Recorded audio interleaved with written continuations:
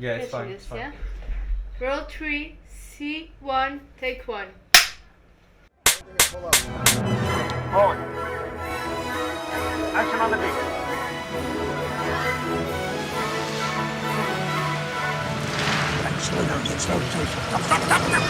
Second bike, get ready. Deuxième bicyclette, on y va? Now. Pick up the phone and start dialing. I want you to deal with your problems.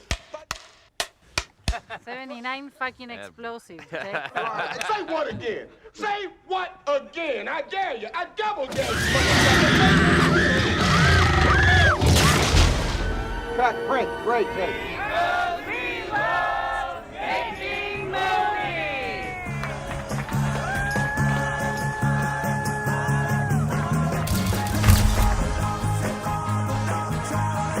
Ora, boas pessoal, sejam bem-vindos a mais um podcast da Fornalha. Este é o novo episódio deste novo segmento da Fornalha, First Take.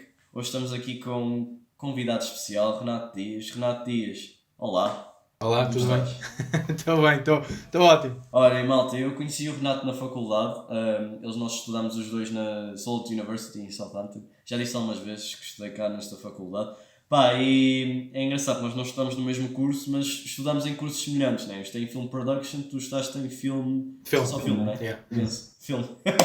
Pronto, é engraçado. Mas, o Renato, eu pelo menos acho, em relação a muito da malta que eu tive o prazer de conhecer na faculdade, é das pessoas mais ativas a nível de cinema que eu vejo, mesmo durante os nossos estudos. Eu acho que ele estava sempre a fazer alguma coisa, e mesmo quando eu te via na rua, é engraçado. Porque eu morava tipo lá para Milton Road, tipo, eu não me importo dizer isto agora porque eu já não moro lá. Eu morava para lá, estás a ver, tipo Oxford Road e o caraças, e tipo, eu sempre que te via na rua e para a faculdade tu estavas com equipamento de cinema, sempre. Portanto, malta, o Renato é um gajo bué ativo, sempre a fazer merdas. E era fazia mesmo parte da vida. É que um gajo eu já vinha. Era a primeira vez em que eu estava a estudar. É a primeira vez que eu estava a estudar cinema. Eu nunca tinha feito cinema na vida, estás a perceber?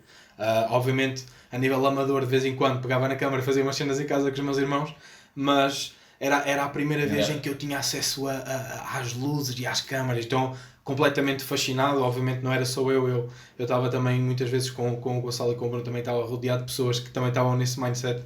Então era como respirar. Nós precisávamos de fazer o workout, de andar com o material atrás para todo lado e fazermos cenas. Pá, de outra forma não dava. Eu como tu, imagina, eu entrei na minha primeira aula de cinematografia e a malta toda que estava à minha volta já sabia tudo sobre f-stops, ISOs, não sei o quê, e eu não sabia nada porque eu não tive acesso a esses materiais enquanto crescia. Foi ali tipo um crash course intenso para tentar apanhar toda a malta que já estava tipo um passo à frente de mim, num bom sentido, tipo numa competição saudável, tá? Como é que começou este teu interesse pelo cinema, fora quereres fazer filmes, etc? Como é que despertou essa vontade? O que é que te levou a ir para o estrangeiro? Pá, como é que começou a despertar o bichinho no Renato? Epá, eu acho que eu não consigo definir um momento em que deu o clique, estás a ver? Obviamente, sempre a minha mãe me levou ao cinema desde muito novo e obviamente eu tinha uma relação especial com a sala escura. Acho que isso é relatable, toda a gente sente a mesma coisa, pelo menos não só os amantes de cinema, mas o pessoal em geral, que a experiência da sala de cinema é diferente. Obviamente, depois disso, até estás com a ideia de fazer filmes, ainda vai um grande espaço. E eu diria que eu fiz a minha vida toda não querendo ir para o cinema, porque eu tinha aquela ideia partilhada de que o cinema não dá em grande coisa, é tudo muito bonito, mas isto é só para aqueles que... para o 1% que é capaz de fazer estas coisas e para aqueles que fazem mesmo muito dinheiro, não era uma cena atingi-la para mim, até porque eu apreciava muito o que eu via anteriormente. Era muito blockbusters, eu não tinha entrado em contacto com filmes indie, com filmes de budget reduzido, e então para mim não existia essa categoria. Mas obviamente fui crescendo e já maior de idade, acho que falei em casa com a minha família, porque já tinha obviamente pegado de vez em quando em câmaras. A minha mãe tinha uma câmara e eu fazia cenas com os meus irmãos e com os vizinhos, e eram cenas que eu adorava porque ficava sempre bué extasiado, estás a ver? Era quase como se fosse uma droga, tinha um pico de dopamina e eu sentia-me bué bem durante bué tempo, e depois poder ver aquilo que estive a gravar num ecrã era também fascinante. E pronto, depois falei com a minha mãe e era para ir estudar cinema e não havia essa possibilidade, estás a ver? Ou seja, isso foi muito kinda que arrumado numa caixinha, não era muito exposto, e o catalisador, acho eu, para eu me entregar ao cinema foi o facto de eu ter entrado numa fase da minha vida muito escura. Estava muito em baixo, estás a ver? Tinha seguido um rumo profissional completamente, não diferente daquilo que eu sou, mas entendi mais tarde que não era aquilo que eu queria fazer da vida, ou passar o resto da minha vida a fazer, e entrei numa fase nihilista em que não havia muito sentido naquilo que eu fazia, pelo menos não encontrava aquele meaning, né, que todos procuramos.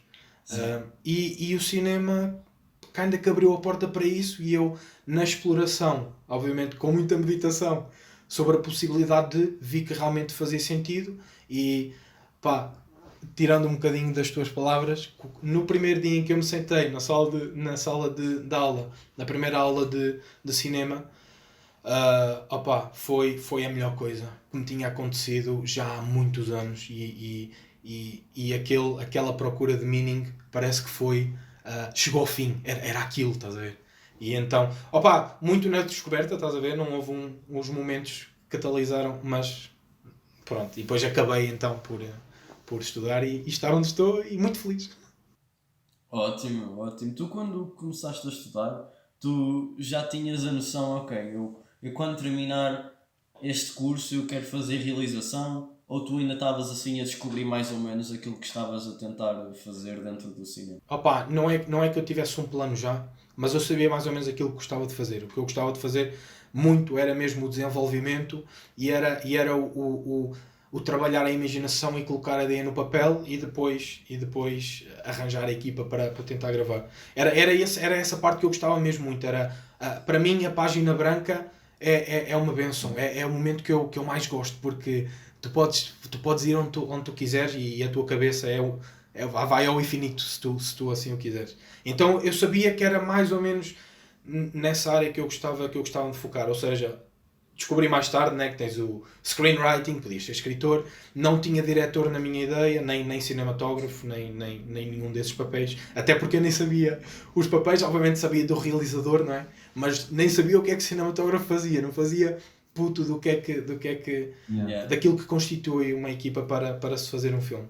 Por isso foi descoberto mesmo no curso em si, a fazer curtas e a interagir com diferentes pessoas e a fazer diferentes projetos que depois, mais tarde, penso eu, realmente entendi que o meu desejo, o papel em que eu me sinto mais realizado, e que eu sinto que as minhas capacidades são melhor aproveitadas, até porque eu não sou um gajo muito técnico. Por isso, cinematografia, apesar de eu adorar, acho que não ia ser o meu forte, porque a cinematografia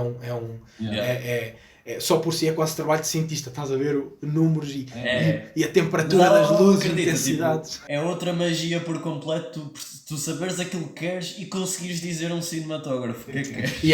Portanto, isso também é outra coisa por completo. Eu acho que há uma cena que é importante eu perguntar-te, até porque nós estudamos na mesma faculdade, é uma cena mesmo de curiosidade. Eu quando estava no liceu, eu conheci bastantes pessoas que estudaram cinema em Portugal, e eu nunca vi estudar cinema em Portugal, não por ser Portugal, tá? Mas por isso simplesmente eu vi os cursos como uma cena muito teórica. Sim. Assim, a teoria, por importante que seja, não digo que não, eu acho que é uma cena que eu não preciso de pagar 10.000 libras por ano para aprender, estás a entender? Pronto. Agora, toda a parte prática e a parte de conhecer pessoas de países diferentes e fazer ali o networking, achei uma oportunidade bem interessante, estás a entender? Mas acho que há um nível de aprendizagem que as pessoas retiraram de forma diferente em relação à faculdade, e eu queria te perguntar, no final das contas, se tu achas que vale a pena ir à faculdade estudar cinema, em relação a achas que há essa necessidade ou não, porque nós vemos assim, há muita malta que estudou cinema, por exemplo, o Roger Deakins estudou cinema e ele é o maior cinematógrafo que existe na nossa geração, né? Mas por exemplo o Sam Mendes, o gajo fazia teatro, ele nunca estudou cinema e é um dos maiores realizadores da nossa geração também, ou seja, é aquela cena, há malta que nunca estuda cinema e torna-se um dos maiores realizadores de todos os tempos ou simplesmente começa a trabalhar. Eu tenho uma história bem engraçada do género, um amigo meu começou a trabalhar numa série da Amazon Prime e ele via gente a ser contratada pura e simplesmente porque tinham carta de condução. E é engraçado porque ele via a assistente de realização receber currículos de malta que estudou cinema e que tinha skills e não sei o quê, mas o outro gajo tinha carta de condução, 25 anos para cima, seguro na carta, não sei o quê, pumba.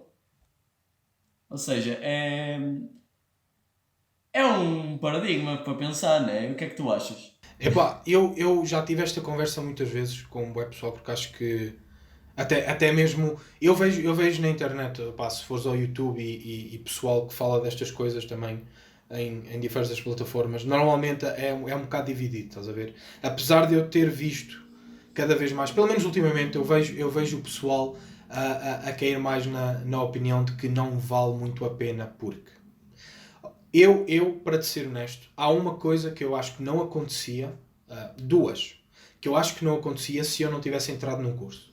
Primeira é o contacto com material que é profissional, do nível diferente. Tu, se não tiveres esse acesso, tu nunca vais saber gravar, nem nunca vais saber trabalhar com câmaras ou como é que as coisas funcionam, se não puderes meter as mãos naquilo. Fora desse ambiente de universidade, onde é que eu ia arranjar isso, um ambiente desses, um environment desses? Não ia. Por isso, acho que pelo contacto com o material e com os espaços físicos dos estúdios, etc., vale a pena. Obviamente, não é só a universidade que oferece isto, muitas vezes já há campos de verão e etc., onde tu podias fazer este tipo de cenas, mas entrando no segundo ponto a nível de knowledge, a nível de conhecimento, mais não só também a nível teórico, mas a nível técnico. Na universidade eu tive contacto com professores, com tutores que tinham experiência na área.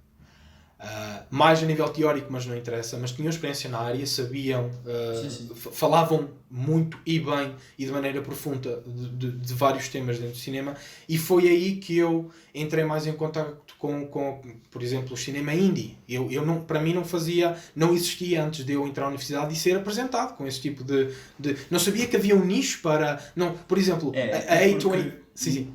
Nós crescemos, desculpa interromper-te, mas nós crescemos com, acho eu, estou aqui a fazer pergunta, mas aqui em Portugal tu tinhas as tardes da SIC, que agora não existem. Agora só passa ali as meninas a dançar, é mesmo assim, peço desculpa. Yeah. Agora é assim, da SIC. As meninas a dançar e os gajos da aldeia, que até é assim, tem lá uns segmentos que são bons para a cultura portuguesa, que eles falam lá de cada terra que eles passam, mas é assim. Antigamente era 2 filmes à tarde na SIC e era sempre os blockbusters da altura. Yeah. A gente cresceu com isso. Yeah. Portanto, compreendo o que tu estás a dizer, mas força, continua. E ligando também ao facto não só do conhecimento, tu de certa forma, quando entras num curso, pelo menos da universidade, tu és forçado, e há ali uma componente da obrigação, a entrar em contacto com outras pessoas. Para uma pessoa como eu, que sempre negou esta paixão, não negou a paixão pelo cinema, mas negou esta vontade de querer fazer alguma coisa de uma maneira séria, de forma séria, em relação ao cinema, para mim foi o ambiente perfeito para eu fazer networking com pessoas que estão na mesma página que eu. E só por isso, acho que vale a pena a experiência da universidade. Agora, há aqui o outro lado da moeda, que é o valor, que é o preço. Neste caso, acho que para aquilo que eu recebi, obviamente foi o catalisador para eu estar onde estou.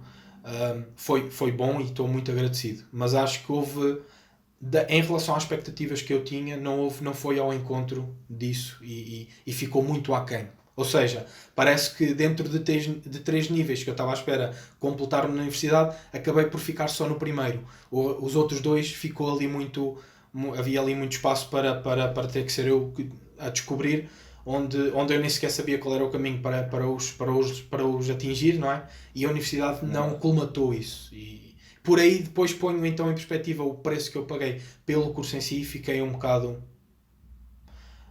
reticente. Mas se tu me dissesses, Renato, pá, o curso tinha sido 1 ano e eu tinha aproveitado 1 ano e naquele ano era o curso que eu tinha pago e tinha só pago 1/3 do preço e tinha tido a experiência do primeiro ano, tinha sido suficiente. Pronto, mas... É isso, eu concordo absolutamente contigo, até porque eu quando falei agora em off contigo, eu até te disse mesmo assim, eu no primeiro ano, porque foi o único ano que deu para fazer isso, porque depois quando aconteceu a pandemia, primeiro ano e a primeira metade do segundo ano, porque depois pandemia e o terceiro ano eu estive em Portugal, ou seja, nem foi bem uma experiência de faculdade à séria, né? Eu habituei-me a fazer uma curta por semana ou pelo menos uma cena diferente. Porquê? Porque a faculdade em si às vezes não me dava nada para fazer. Tipo, eu tinha ali momentos em que eram 3 aulas por semana.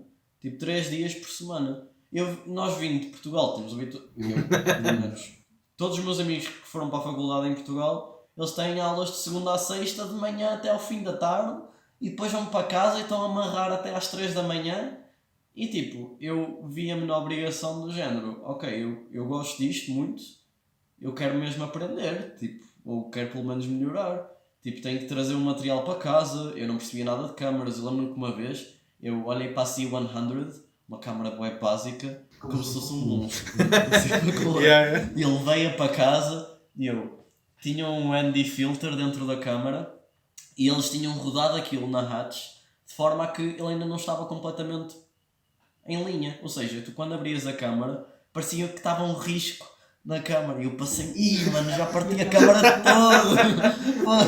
E depois pus-me lá a brincar com aquilo, rodei aquilo e eu, agora já sei que isto é. Mas por acaso é engraçado porque lá está, tu trazes as cenas para casa, às vezes mesmo sem pesquisares, só de brincares com a câmara já começas a perceber mais ou menos como é que o equipamento funciona. Mas eu sinto isso, que é, tu próprio disseste que às vezes eras tu que tinhas que ir aprendendo as próprias coisas. A faculdade dava-te os meios, dava-te o material, dava-te uma biblioteca com bué coisas para tu explorares. Mas no final das contas, é assim, eu se não tivesse esse material ia ter feito tudo como o telemóvel, né? Mas o material ajudou imenso, dizer as pessoas ajudou imenso. Eu não sei se tinha feito o meu projeto final de curso da forma que fiz. Se não tivesse estado na faculdade.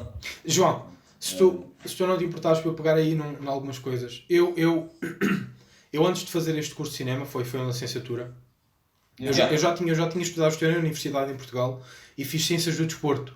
Então eu vinha também como tu disseste, com uma mentalidade completamente diferente a nível de aulas, em que um gajo entrava às 7 da manhã a treinar e saías lá às 6 da noite. Estás a perceber? E era assim todos os dias.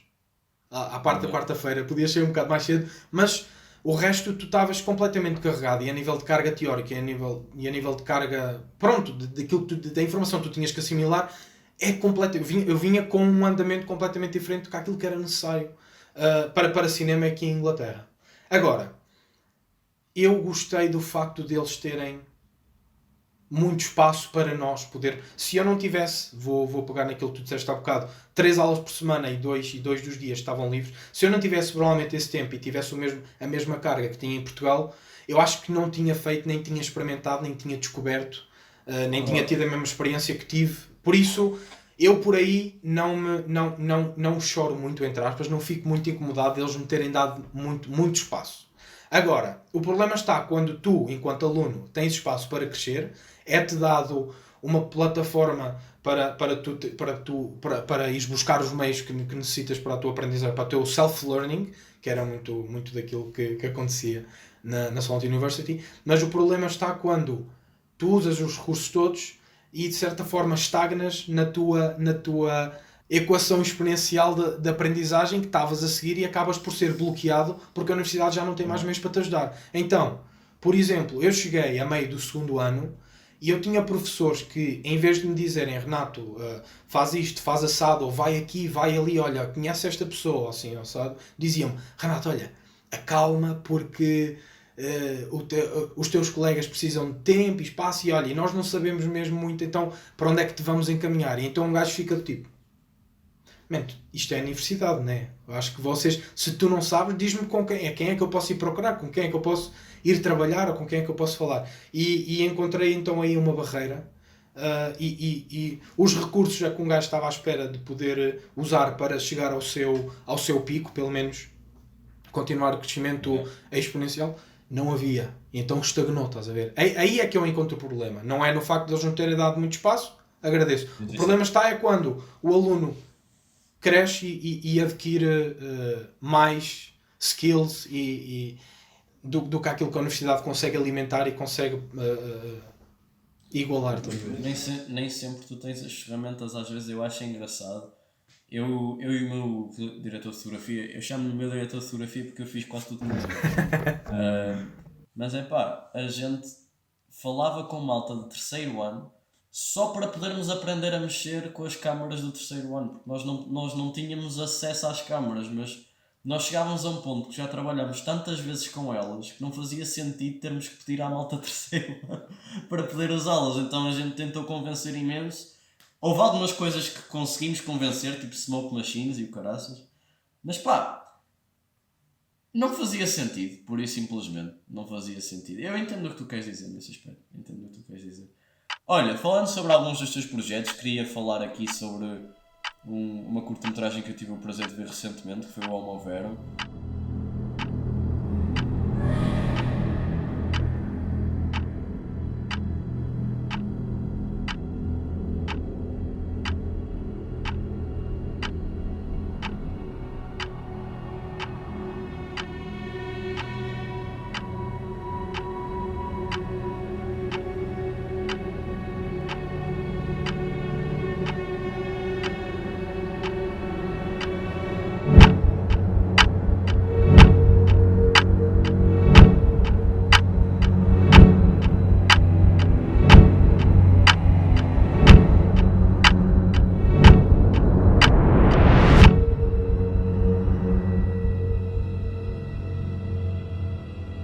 A tua maior curta, não é? A primeira curta, tipo, diria, eu digo oficial, isto é uma coisa que eu não gosto muito de dizer, que é assim, as pessoas dizem sempre, pá, basta fazeres uma curta ou basta fazeres um filme, já és um filmmaker.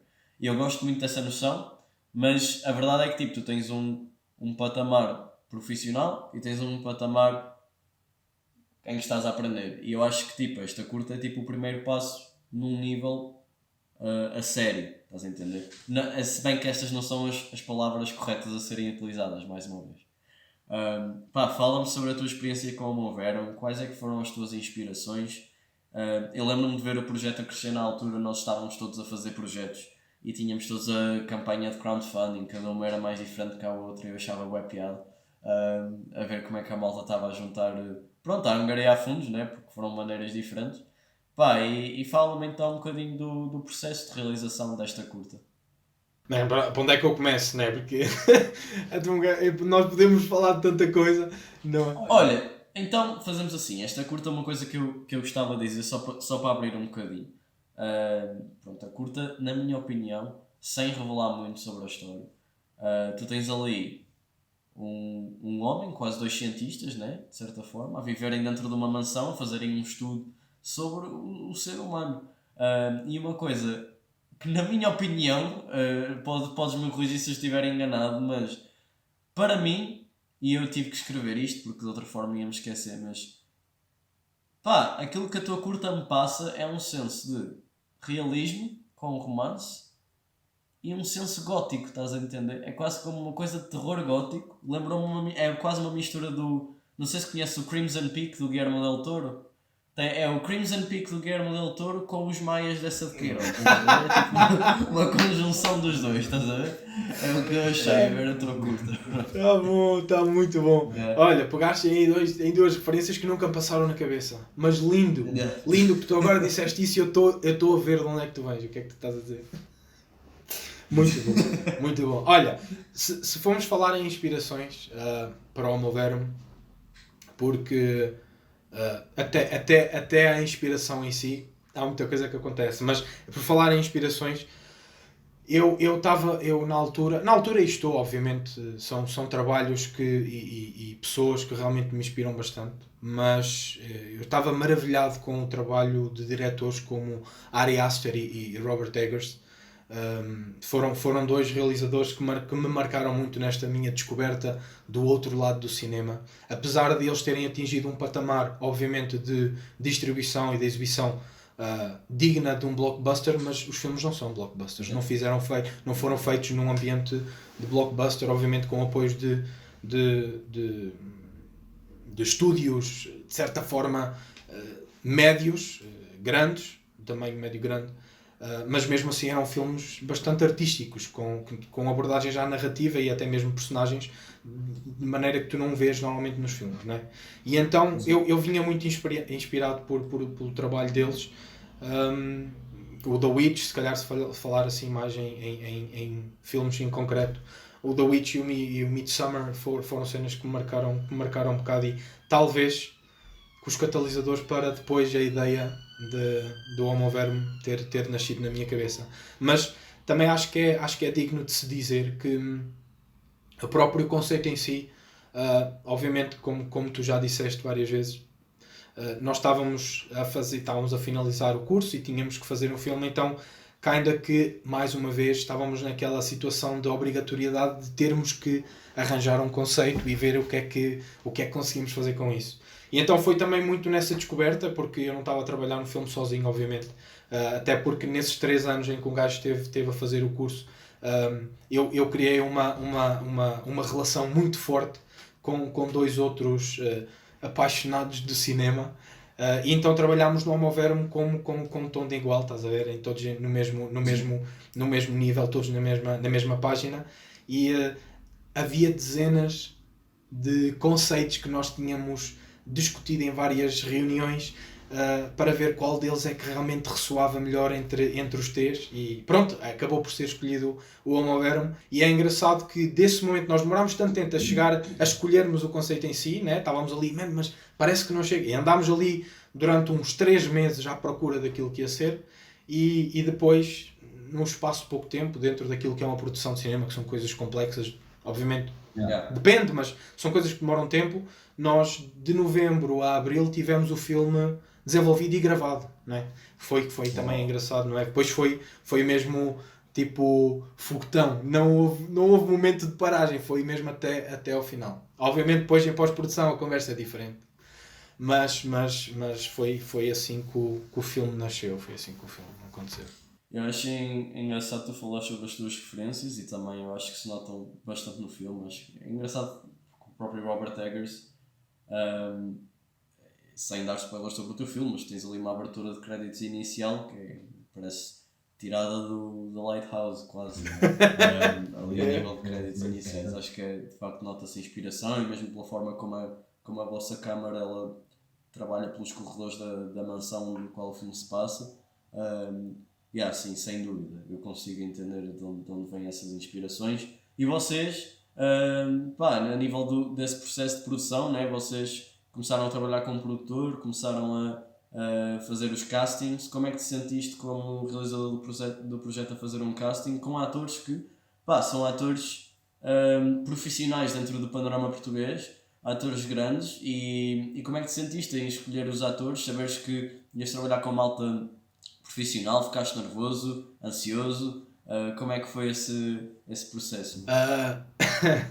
Bem, olha, tu falaste do produtor, um gajo entrou em contato com o produtor, mas o próprio processo em si de termos encontrado o produtor e realmente ele ter entrado no comboio e aberto as portas do seu reino para podermos levar o filme a um patamar diferente, foi um processo muito engraçado, e acho que até ajuda. Eu gostava de contar a história em poucas palavras, porque ajuda as pessoas a entender que qualquer basta tu meteres o trabalho, consegues chegar lá. Eu nunca fiz nada de cinema na vida, à parte de ter começado a estudar cinema e ter feito as minhas curtas enquanto estudava. Nunca imaginei que no trabalho desses 3 anos de networking que um gajo teve, ao encontrar um produtor que nos deu a possibilidade de fazermos o pitch, nunca imaginei que ele fosse dizer, ok, olha meninos, porque fomos os 3, quero trabalhar com vocês, bora fazer o filme juntos. Eu acho que na altura, quando nós os 3 ainda estávamos a viver juntos e nós tínhamos uma empresa juntos, lançámos um vídeo no YouTube que acho que até mostra um bocadinho do momento em que realmente recebemos a notícia de que ele quer trabalhar connosco. E João, eu lá mais uma vez vou fazer referência, não sei se eu devia deixar de dizer isto, mas quase que foi como a droga, estás a ver? É tipo, eu recebi uma injeção de dopamina, eu senti-me tão bem. As dopamina vão todas lá para cima e tu... Nós estávamos no céu, é quase como se tivéssemos fechado contrato com a Netflix ou com a Paramount. Olha, estávamos completamente extasiados. E pronto, foi um processo doloroso, obviamente, porque não foi do nada, nós não encontramos um produtor a beber um café, estás a ver? Nós foram contactos que nós, ao encontrarmos em eventos e em networking e noutros festivais e noutros momentos, pronto, acabámos por chegar a esse contacto e fez com que isso acontecesse. Obviamente, quando nós chegámos ao produtor, já vínhamos com a ideia de que queríamos que isto fosse senhor, isto é para ir para a Netflix, nós não descansamos se isto não vai para a Netflix. Ou seja, nós entramos logo com uma confiança enorme e sabíamos que queríamos que o filme fosse mais do que aquilo que nós éramos capazes de oferecer. Nós éramos obviamente muito confiantes nas nossas capacidades, mas queríamos levar o filme mais além. Obviamente é só assim que tu aprendes, e acho que o produtor sentiu isso e também deve ter sido um dos porquês de ele querer trabalhar connosco. E isso incluía, obviamente, trabalhar com atores com outro nível de experiência. Não tirando o mérito de quem não tem muita experiência, porque não são os atores que estão na televisão e nos grandes billboards que são os melhores do mundo. Há muitos atores bons que obviamente estão por conhecer e conseguem ter como é que se diz, performances nos filmes que vão a níveis que nem eram sequer imagináveis, estás a perceber? Mas os atores conhecidos ou atores com uma experiência diferente, nós queríamos mesmo, foi desde o início uma coisa que nós queríamos mesmo tentar chegar. Obviamente... É engraçado, quando eu comecei a trabalhar na minha curta, disseram-me logo, olha, tenta arranjar um ator que seja conhecido, porque parece que a tua curta vai abrir portas para cenas de equipa ou cenas mesmo de produção, vai-te abrir portas para outras coisas. Portanto, eu entendo perfeitamente aquilo que tu estás a dizer. E para continuar, um gajo... Quando pensou, ou quando começámos a enviar os e-mails para as agências, nós estávamos à espera do tipo, meninos, calem-se, que nós não nos envolvemos com projetos dessa categoria, vocês ainda nunca fizeram nada, nós nunca vimos nada vosso, por isso, nem que filmes é que vocês têm, que prémios é que têm, pensávamos mesmo que ia ser assim.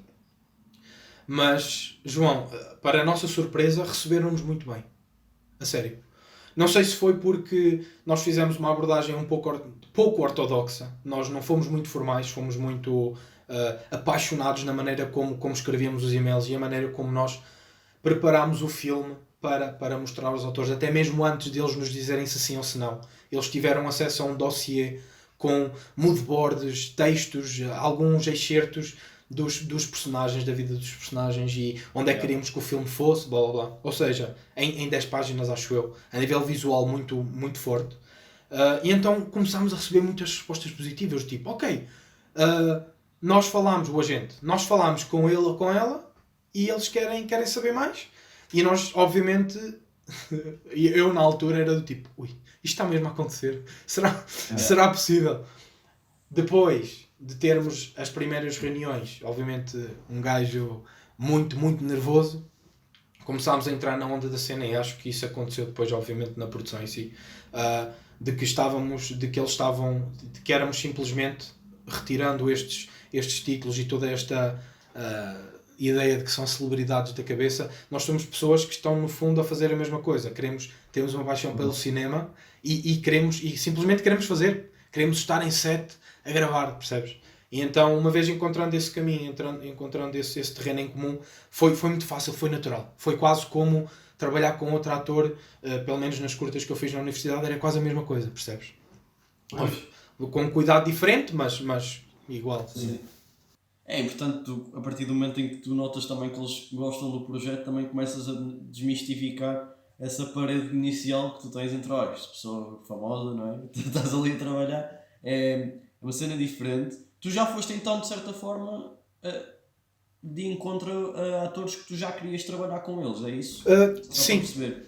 Tu contactaste as agências já com o objetivo de trabalhar com determinados atores. Yeah. Só para entender. Ok, ótimo. Nós tínhamos um leque discutido entre os três, obviamente. Ok, nós gostamos muito deste, que, não sei se foi a melhor abordagem.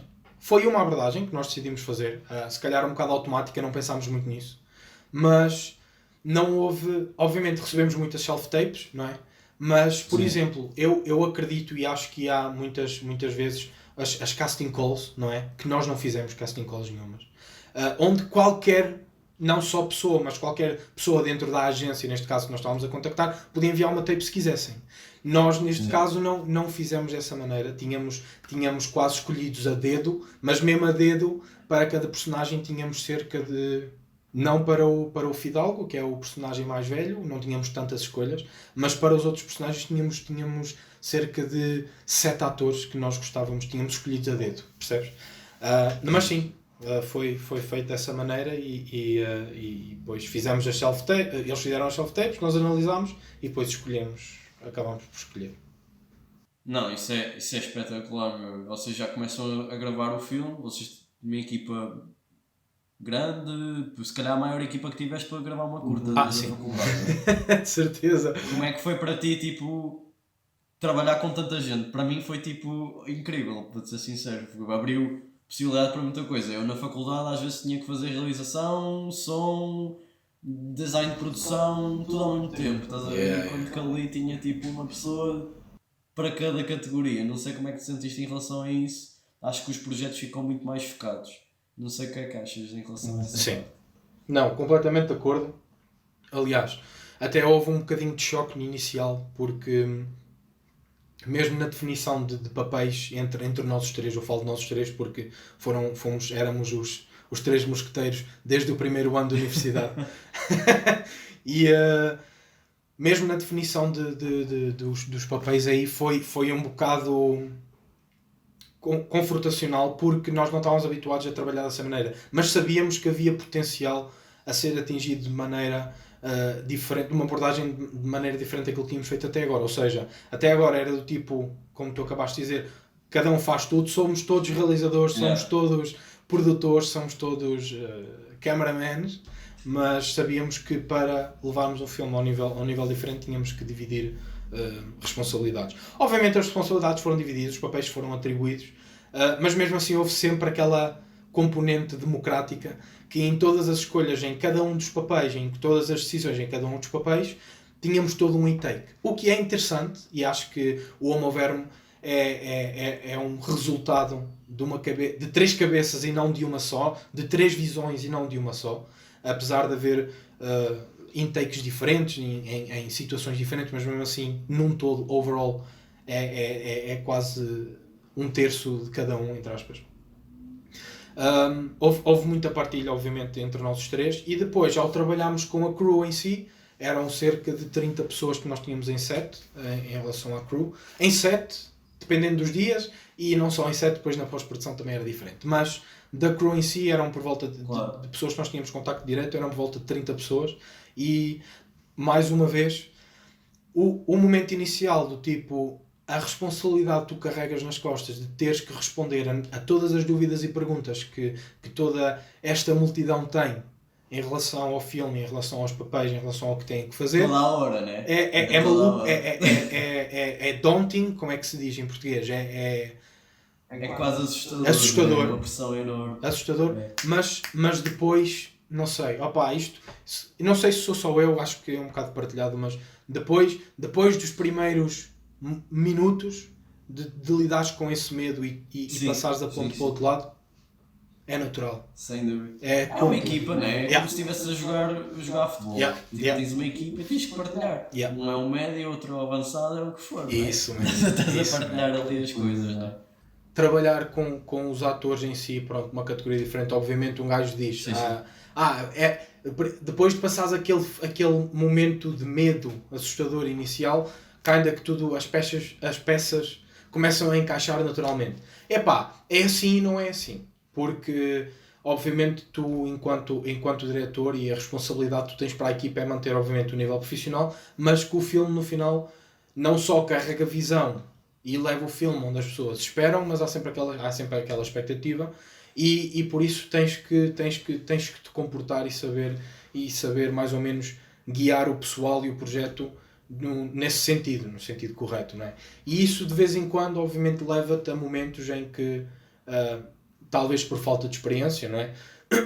Voltas a entrar nesse espaço assustador e ficas um bocadinho como peixe fora d'água e estás ali um bocadinho à procura daquilo que tu has de... E eu senti isso um bocadinho com os atores, não porque a nossa relação profissional ou pessoal era distante ou era assim ou era assado, mas é por causa daquilo em si, daquilo que estávamos a fazer. O cinema é uma coisa...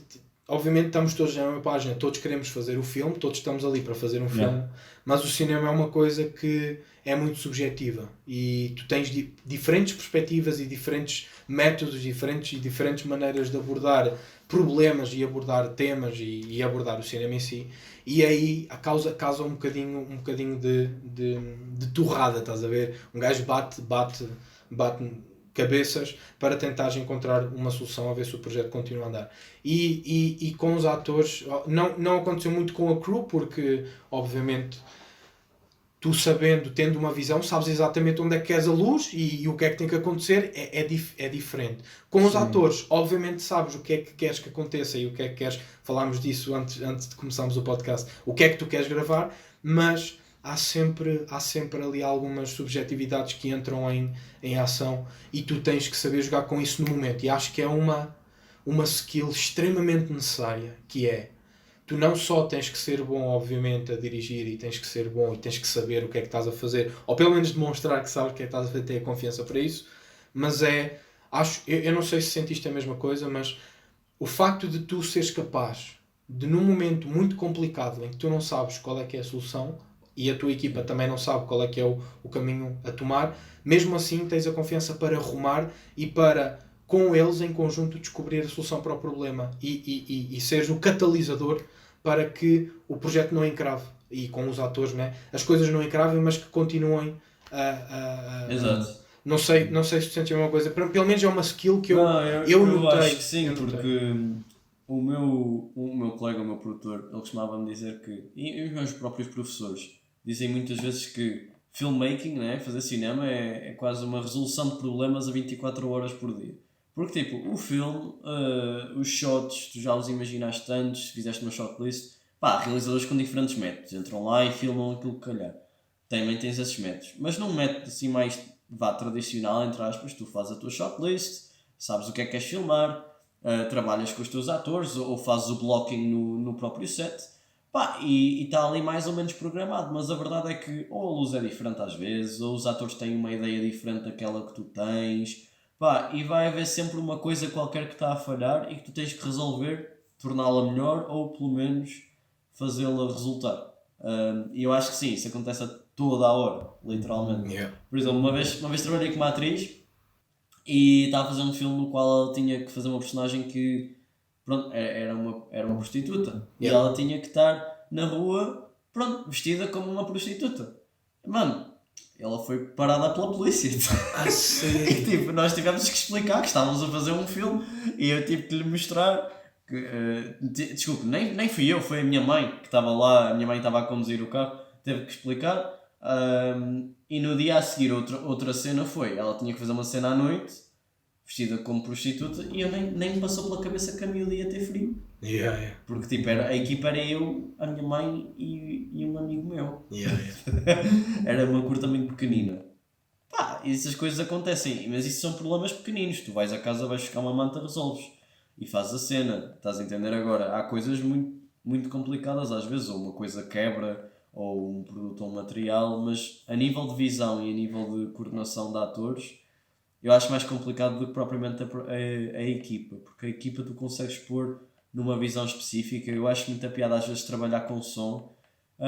E eu queria te perguntar precisamente sobre isso. Houve algum stress dentro do set ou algum problema que tu tiveste de resolver tipo assim do nada? Pá, um assistente de realização que te veio dizer: olha, não tens tempo para fazer este shot, tens que mudar o plano para conseguirmos acabar o dia. Como é que lidaste com essa pressão de, pá, tens uma equipa grande, mas também tens um horário, né? Não tens o tempo infinito do mundo. Eu acho que o cinema, tu falaste há bocado, e eu concordo absolutamente contigo, sobre a página em branco, não é? Tu teres a liberdade de escreveres e pôres o que quiseres na página. Pá, mas a verdade é que tu tens toda a razão, mas quando tu fazes o filme, como realizador independente, um cinema mais independente, nós não temos dinheiro para fazer tudo aquilo que queremos na página.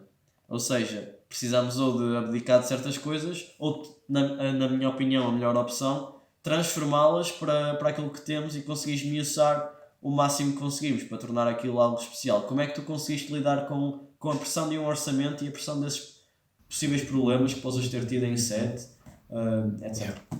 Olha, pois, ainda que juntaste aí a pergunta no final, porque o budget está muitas vezes diretamente relacionado com a maior parte dos problemas que tu tens que lidar. Às vezes, não é que tu atiras dinheiro ao problema e ele resolve-se. Não é bem assim, mas muitas vezes, é.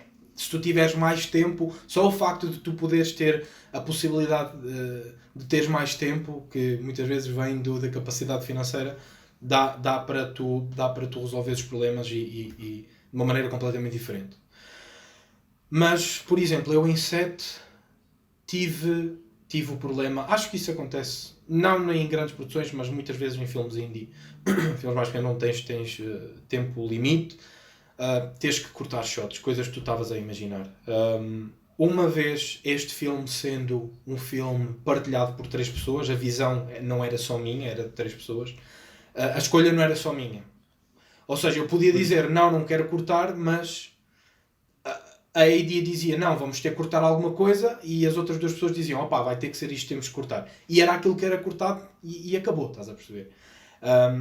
Por isso, isso aconteceu em set, tivemos que cortar momentos que tínhamos pensado, não porque queríamos, nós os 3 queríamos gravar tudo, obviamente, e ficávamos lá a semana toda a gravar, mas só tínhamos 4 dias, por isso tivemos que cortar algumas cenas, mas batemos um bocado todos. Eu não sei se depois com o lançamento dos BTS, porque nós temos behind the scenes e se Deus quiser há de sair não tarde e as pessoas vão poder ver aquilo que aconteceu no behind the scenes, mas vão ver que havia muita discussão isto dentro da equipa com a equipa, digamos, principal, os head of departments e assim, em relação a estas discussões, muito contra a minha vontade, mas um gajo tem que manter a calma e tem que ser profissional em relação a nestes momentos que temos de ser um bocadinho mais frios e um bocadinho mais profissionais eu lidei se calhar muito bem no momento, no início mais uma vez muito medo e não queria e batalhei e fui muito resistente, mas depois acabou por ter que acontecer, o problema tinha que ser resolvido e tínhamos tempo para resolver. Lidar, aceitar, mas depois mais tarde em retrospectiva eu penso, será que foi a melhor decisão em ter aberto possibilidade para cortarmos isto, porque é que eu não batalhei mais? Porque depois em retrospectiva acho que houve muitas coisas, lá está, isto depois vem com a experiência, não é? Houve muitas coisas que podiam ter sido feitas de maneira diferente. No momento acho que eu lido muito bem, sou capaz de lidar com o stress, mas depois em retrospectiva acho que... Mas isso se calhar acontece com toda a gente, não sei se estou overanalyzing esta situação, mas olhando para trás é tipo, a escolha podia ter sido diferente e acho que fazia toda a diferença depois no outcome, na maneira como o filme era levado e como o filme ia aparecer no ecrã. Isto aconteceram algumas coisinhas aqui e ali, obviamente tenho se calhar um top 5 de problemas que realmente me chatearam bastante, mas houve um que eu nunca, e acho que nunca vou encontrar paz com, e isso foi em relação ao som do filme. Eu não sei se acredito que tenhas uma opinião muito parecida, mas o som de um filme é 50%. Tu podes, se vejo um filme em que está cheio de noise, tu ouves o vento e não consegues perceber o que é que as pessoas dizem, não dá. O filme pode ser muito lindo, a história pode ser impecável, mas se o som não for bem feito, perdeste logo metade da atenção. Isto aconteceu no Almaverme, infelizmente. Não tivemos muita sorte com a gravação do som em set e provavelmente para as pessoas que acompanharam o Almaverme repararam, mas dizendo agora aqui para quem não acompanhou, o Almaverme acabou de ser gravado em... deixa eu ver se eu não digo isto de maneira errada. Penso eu no dia 3 de maio. Nós gravámos no final de abril, entrou ali em maio um bocadinho. Foi assim qualquer coisa. Eu acho que posso confirmar, porque o meu cinematógrafo trabalhou convosco e Ok. nessa altura. Ok. E depois disso, o filme... 2021. Maio de 2021. Inícios de maio, finais de abril de 2021. E o filme só entrou nos festivais, oficialmente, no final do verão de 2022. Ou seja, teve mais de um ano e poucos meses em pós-produção. Porque o som estava de veras horrível. E nós não tínhamos budget para estarmos naqueles meses a seguir ao filme a irmos gravar novamente e não sei o quê. Então tivemos que esperar durante um ano, tentar angariar mais fundos, para metermos os atores novamente em estúdio e fazermos dobragem de muitas falas. Mas pronto, voltando ao problema em si do som, eu fiquei e até hoje é um sapo que me custa muito engolir e acho que podia ter a abordagem poderia ter sido feita de uma maneira diferente e o outcome poderia ter sido completamente diferente se uns checks que normalmente estão em ponto tivessem sido feitos, mas não foram e acabámos por depois sofrer as consequências. Mas lá está. A escolha depois que teve de ser feita para resolver esse problema, ainda que foi obrigada, não havia muito espaço, não havia outras coisas para fazer, mas pronto, lidámos na mesma, fizemos e temos o filme no final como está, mas obviamente foi um stress enorme e até hoje, pronto, lá está. Mas no final das contas é uma aprendizagem, né? Yeah, uma coisa que tu no final do dia levas para uma curta nova, para um filme novo, Yeah. e não queres voltar a repetir, não queres que isso volte a acontecer, né? Yeah. Portanto também vais ter um cuidado extra. Eu tive uma experiência muito semelhante na faculdade. Não foi uma curta para a faculdade, foi uma curta para um concurso de 48 horas na altura. E o gajo que fazia som, estava a estudar som, ele pôs-me o boom com o boom e o mic virado ao contrário. Ou seja, todo o som do meu filme estava echoey, estás a ver, a ecoar atrás. Eu queria matar o gajo, eu tirei o som todo do filme em pós-produção e fiz o som todo com efeitos em 48 horas, né? Ou seja, tu estás a ver, nós ali 10 horas a editar o filme, a fazer o máximo que conseguíssemos. E fomos nomeados para a melhor edição, de alguma forma. Não ganhámos, mas tipo, fomos nomeados. Achei estranho, mas é o pior filme que eu tenho a nível de som. É esse filme que eu fiz para 48 horas. E tens toda a razão, tipo, o som faz um filme. Porque no final das contas, distrai-te mais. Costumo dizer isto, tipo, eu costumava ver séries, tipo Once Upon a Time, da ABC, que é uma série com efeitos especiais horríveis. Mas tem uma boa história e boas personagens, ou seja, os efeitos especiais no final das contas estão lá para cumprir um papelzinho, mas se a história e as personagens forem boas e a realização for bacana, resulta. Okay. Eu acho que no teu caso tu tens uma boa história e os atores fizeram um bom trabalho e tu também fizeste um bom trabalho, portanto eu também dou-te os parabéns. Eu acho que é uma ótima curta, e acho que deixa-me ansioso também para ver aquilo que vais fazer no futuro. Eu, antes de te perguntar o que é que queres fazer no futuro, eu queria te perguntar só mais um bocadinho ainda sobre pós-produção. Nós já falamos sobre o som, mas queria te perguntar sobre essa sensação de tu montares o filme, de montares as cenas, veres o projeto a ganhar vida fora do set, porque eu acho que é diferente, é quase um panorama completamente diferente, não é? O que é que tu achaste de sentares e veres o filme? Tiveste aquele choque inicial, o meu filme é uma merda. Não sei se estás a entender. Olha, agora é que tu disseste. Ai, rapaz. Olha, é assim, eu não foi logo tipo, o filme está uma merda. Eu olhei e vi que eu não fui ao encontro das minhas expectativas.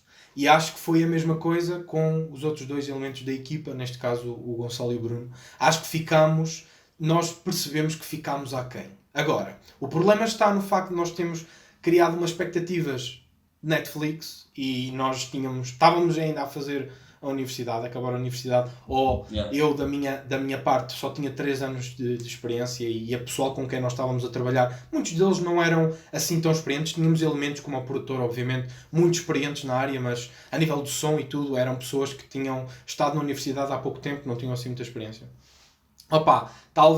Talvez seja um pouco por aí, não é? Não fomos realistas naquilo que estávamos à espera e então o impacto foi um bocado diferente. Tanto que eu fui o editor do filme e, João, eu montei o filme de uma maneira de um rough cut e quando cheguei ao final disse assim, falta aqui muita coisa para fazer uma ligação de uma cena para a outra, por exemplo. Parece que faltou-nos um bocado de pensamento nesse sentido, um bocado de cuidado nesse sentido e fazia a diferença toda. E foi um dos porquês do nascimento das capítulos. Dos capítulos. Posso estar enganado? Os capítulos não faziam parte na ideia inicial. Não faziam parte. Não faziam. E é engraçado, e agora eu vou entrar aqui, eu vou ser um bocado poético, mas as estrelas ainda que se alinharam um bocado no nosso sentido, porque o filme está dividido em 10 cenas. E uma das inspirações para o filme, pelo menos a nível temático, é um filósofo. Provavelmente as pessoas já ouviram falar de Friedrich Nietzsche. E ele tinha uma ideia que era a ideia do Übermensch. Eu nem sei se devia estar a falar disto, porque isto depois, se as pessoas sabem desta chave, vão começar a ver o filme de maneira diferente. Mas por causa disso, nós... lá está, as estrelas alinharam-se e nós vimos que podíamos criar esses capítulos porque cada cena fazia alusão a uma das componentes dessa ideologia do Übermensch, do super-homem. E então isto nasceu em pós-produção, certo? E foi um bocado para resolver esse primeiro impacto que nós tivemos da primeira visualização do filme e acho que no fim teve a sua piada. Ou seja, não estávamos a contar com isso, mas no final até foi engraçado termos tido isso, porque o filme não transfigurou-se, mas de certa forma transformou-se numa coisa diferente daquilo que nós tínhamos envisionado inicialmente. E acho que isso é engraçado porque eu não sabia, até aí não tinha tido tanto essa experiência, mas que o filme podia ser manipulado de tal maneira em que tu tivesses um outcome completamente diferente daquilo que tu estás. Ou seja, tu na sala de edição quase que estás a fazer um filme novo. Tens a possibilidade de fazer um filme novo, não é? Mas tens completamente. A penúltima cena do guião do meu filme é a terceira cena do meu filme. Estás a entender? Eu sei. Eu compreendo isso e o teu filme ganha uma vida completamente nova na sala de edição. Tipo, sem dúvida. Mas eu acho assim, se tu alguma vez quiseres pegar na curta que fizeste e desenvolveres para uma longa, eu acho que é uma história que de facto tem ali algum potencial para tu expandires em muita coisa que eu não vou falar aqui para não dar spoiler. Não, e João, isso era uma das ideias iniciais, porque o conceito assim é um conceito complexo. Nós queríamos fazer uma longa, só que sabíamos que não íamos ter a capacidade para estar durante 30 dias a gravar um filme. Então ficou por ali, ficou por uma curta. Mas o objetivo é fazer uma longa. Aliás, toda a abordagem à equipa e ao produtor, o objetivo é fazermos uma longa. Mas chegámos ao fim, temos o filme agora em distribuição e estamos a tentar chegar mais longe com o filme. Mas eu acho que nós entendemos que o conceito em si requer muita maturidade da nossa parte, enquanto visionários. Por isso, estamos agora num processo de maturação pessoal, talvez. Que é para depois podermos abordar o filme novamente. Porque eu acho que o filme tem um potencial fantástico. Aliás, os atores gostaram mesmo muito do conceito em si, gostaram mesmo muito dos personagens. Por isso, quiçá, se não sabemos, daqui a uns aninhos, estamos a trabalhar no Homo Vermo longa-metragem. Olha, seria algo espetacular, é algo que tu vês muitos realizadores, por exemplo o Damien Chazelle, que teve ali o Whiplash, fez um proof of concept, para simplesmente conseguir angariar fundos para uma longa. por exemplo, até a realizadora do The Babadook, a Jennifer Kent, eu não sabia, mas ela fez a mesma coisa. Ela fez uma curta-metragem chamada The Monster, que é um prog quase para o The Babadook. E é engraçado, eu na altura fiz um essay sobre isto para a faculdade, sobre Proof of Concepts. Eu também tive uma ideia, na altura queria fazer um Proof of Concept, quando estava no segundo ano de faculdade. Toda a gente me disse para não fazer, só porque queriam que a curta tivesse tipo início, meio e fim. Não sei porquê, mas pronto. Enfim, mano, dás parabéns pela tua curta. A curta passou agora em vários festivais, já venceu alguns prémios, se não estou enganado. Portanto, isso é ótimo, é uma sensação ótima tu saberes que outras pessoas também estão a ver o teu filme e que podes partilhar aquilo que fizeste com imensa gente. Eu não sei se já te sentaste numa sala com pessoas a ver o teu filme. E o que é que... Ainda não. Ok. Porque isto também é interessante tu pensares, se calhar, ok, sentares-te naquela sala e sentires os olhos postos no filme. É quase... Eu pelo menos acho, é como se tivesse os olhos... As pessoas não estão a olhar diretamente para ti, mas é como se estivessem a olhar para uma parte de ti. Estás a ver? Ali na tela. Portanto, é uma cena que tu vais passar, de certeza, e o teu filme vai chegar a muito mais sítios. Espero que sim. Espero que sim, e estou ansioso para ter essa experiência. O filme teve muito tempo em pós-produção e eu fiquei um bocado, não é desmotivado, mas fiquei um bocado triste porque estava tão ansioso para o mostrar e para que as pessoas o vissem e me dessem feedback. Eu gosto de ser criticado, estás a ver? E isso passou tanto tempo até eu poder mostrar o filme que ainda que morreu um bocadinho. Eu fiquei um bocado triste, mas não desmotivado, mas um bocado triste. Mas agora está a voltar, não é? Obviamente é um filme, é um bebé que eu tive com dois amantes do cinema. Essa analogia é engraçada, tendo visto o filme. Um bebê, mas é o nosso bebê, entre nós três é o nosso bebê e acho que vai ser sempre o nosso bebê. E agora mostrá-lo ao mundo é uma aventura completamente diferente, porque ver, e lá estar na mesma sala e ouvir as pessoas ou assustadas, ou a rirem-se, ou a bater palmas, ou o que for, e a reagirem ao filme é sempre interessante. Até acho que, por acaso, não sei se me devia preocupar demasiado em como as pessoas vão receber, porque no fundo... obviamente o filme é feito para a audiência, mas não sei, às vezes eu sinto que se eu pensar demasiado nisso, bloqueia-me um bocado na minha ideia inicial, pelo menos na minha visão. Eu tento não me preocupar muito em como é que a audiência vai receber certos temas. Obviamente que quero pensar, a audiência vai se sentir assustada, ou a audiência vai se rir, ou a audiência vai... Obviamente tenho que de certa forma pensar nisso, que é para haver uma certa manipulação emocional, mas a nível dos temas em si, eu às vezes acho que sou pouco ortodoxo e gosto de abordar alguns temas que são um bocado tabu, e as pessoas não vão receber isso muito bem, principalmente em comunidades conservadoras, vá. Mas isso, eu não me devia preocupar muito com isso, sabes? Porque aquilo que eu tenho para dizer é dito, não é? E as pessoas recebem como receberem. Se têm que criticar e acham que está mal, que me digam, e é porque no fundo o filme para mim, ou os filmes e os conceitos que eu penso e que eu quero levar ao grande ecrã, é para criarem discussão, é para que haja discussão sobre alguma coisa que nós ainda não sabemos qual é a resposta ou qual é o caminho certo, mas que no fundo, depois de tanta discussão e de tanta cabeça batida, que se encontre o caminho que estamos à procura, não é? O caminho para um mundo melhor ou para um sítio melhor. Tu estavas-me a dizer então, concordo absolutamente contigo. Eu acho que o cinema deve sempre ser um espaço para discussão, seja um filme de animação ou um filme de terror, ou o que quer que seja. Acho que tudo são géneros, tudo são oportunidades para discutir temas diferentes. Acho que o teu filme traz uma discussão muito filosófica, portanto é certamente um filme que deve ser matutado, deve ser pensado. Portanto, eu acho que vais ter uma experiência muito interessante em ver o filme com pessoas e ver o que é que as pessoas estão a achar do filme. Acho que está a ser bem recebido. Portanto, o que eu te quero perguntar para finalizar, e só mais 2 perguntas.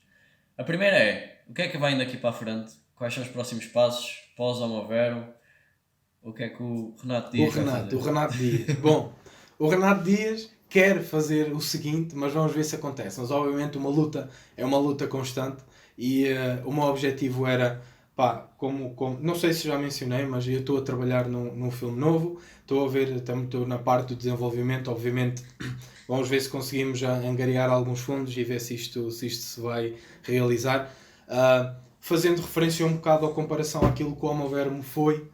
Uma experiência um bocado diferente, porque o Homo Verme, como já disse e volto a repetir, é o bebé que eu tive com 2 amantes de cinema. É o resultado da visão de 3 pessoas, que foi uma experiência fantástica. E um batismo no mundo do cinema profissional, sério, digamos, muito, muito bem feito, e estou muito orgulhoso e muito contente de o ter feito dessa maneira. Mas agora o Renato Dias, pronto, nós agora cada um seguiu o seu caminho, não é?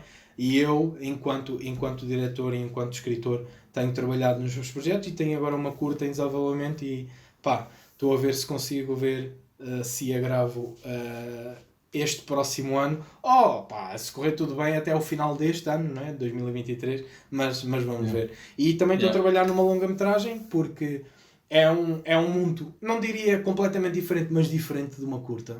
Acho que as pessoas não têm bem a noção. Pelo menos a nível de desenvolvimento e a nível de escrita, escrever uma longa-metragem é uma coisa diferente. E eu pelo menos estou a sentir uma viagem completamente diferente, pelo menos a nível emocional, daquilo que é fazer uma longa-metragem. Mas estou bem contente, estou muito contente, porque a longa-metragem em si fala muito de mim. É muito aquilo que eu procuro fazer no cinema, por isso, se Deus quiser, há de ser o meu feature debut, e espero que aconteça nestes próximos anos. Vamos ver. Luto para isso, vamos ver. Ótimo, aqui na Fornalha nós fazemos votos para que corra tudo bem, com curta, com longa, e vamos continuar a ver os teus projetos, sempre. Última pergunta para finalizarmos, como isto é um podcast sobre filmes e séries, eu gostava que tu, uma recomendação sobre um filme ou uma série que tu gostes, algo que te marcou, que talvez te tenha inspirado em relação ao meu verme. Já falaste aqui sobre The Witch, já falaste sobre Midsommar.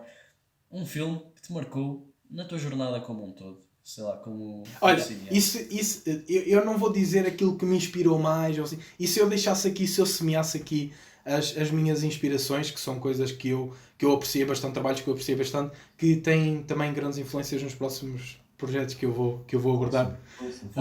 Força. Primeiro, acho que toda a gente devia ver, eu não sei se já viste, mas Mindhunter, da Netflix. David Fincher. Tem duas seasons, acho eu. E devia ter uma próxima, mas infelizmente foi cancelada. Isso é um sapo que me está a gostar, engolir bastante.